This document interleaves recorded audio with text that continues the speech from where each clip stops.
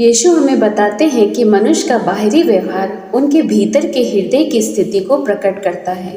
अच्छे और बुरे फल का उदाहरण देकर वे हमें अपने हृदय की जांच करने के लिए बुलाते हैं, जो हमें मिलता है लूका 6:43 से 45 आयत में, जहाँ लिखा है, अच्छा पेड़ बुरा फल नहीं देता और बुरा पेड़ अच्छा फल नहीं देता। यहाँ पेड़ मनुष्य के हृदय और उनके चरित्र का प्रतीक है, जबकि फल उसके शब्द, व्यवहार, कार्यों और जीवन के परिणाम को दर्शाता है। जिस प्रकार पेड़ की वास्तविक स्थिति उसके फल से पहचानी जाती है, उसी प्रकार किसी व्यक्ति के जीवन की वास्तविक स्थिति उसके व्यवहार से दिखाई देती है। जैसे प्रेम करने वाला व्यक्ति प्रेम के कार्य में आगे बढ़ेगा, क्षमा करने वाला व्यक्ति दूसरों को क्षमा करेगा, नम्र व्यक्ति नम्रता दिखाएगा। यीशु आगे कहते हैं कि हर पेड़ अपने फल से पहचाना जाता है।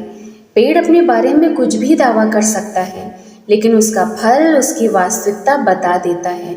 इसी तरह केवल ये कहना है सही नहीं कि मैं परमेश्वर को मानता हूँ, पर्याप्त नहीं है। हमारे विश्वास का प्रभाव हमारे जीवन में दिखाई देना चाहिए। इसलिए हम दूसरों के जीवन का न्याय करने से पहले अपने आप से हमें पूछना चाहिए कि मेरे जीवन में कौन सा फल दिखाई दे रहा है। क्या मेरे अंदर प्रेम बढ़ रहा है? क्या मैं क्षमा करना सीख रहा हूँ? क्या मेरे शब्द दूसरे को उठाते हैं या गिराते हैं? क्या मेरे व्यवहार से मसीह दिखाई देता है? और लूका 6:45 में लिखा है कि मनुष्य के हृदय में जो भरा है वही उसके मुंह से निकलता है।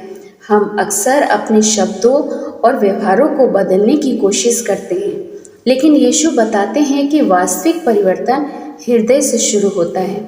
यदि हृदय में प्रेम है तो प्रेम पूर्ण शब्द निकलेंगे, दया है तो दया दिखाई देगी, विश्वास है तो विश्वास के शब्द निकलेंगे, क्रोध और कड़वाहट है तो कठोर शब्द निकल सकते हैं।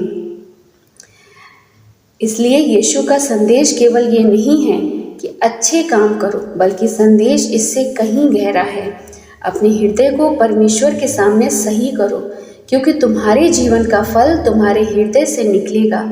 जब हृदय परमेश्वर के वचन से बदलता है तो धीरे धीरे हमारे अंदर विचारों में, शब्दों में, व्यवहार में, आदतों में चरित्र भी बदलने लगते हैं। परमेश्वर इस वचन से हम सभी को बहुतायत से आशीष और बरकत देवे और अपने जीवन के उस फल को पहचानने की हिम्मत और ताकत देवे। आमीन।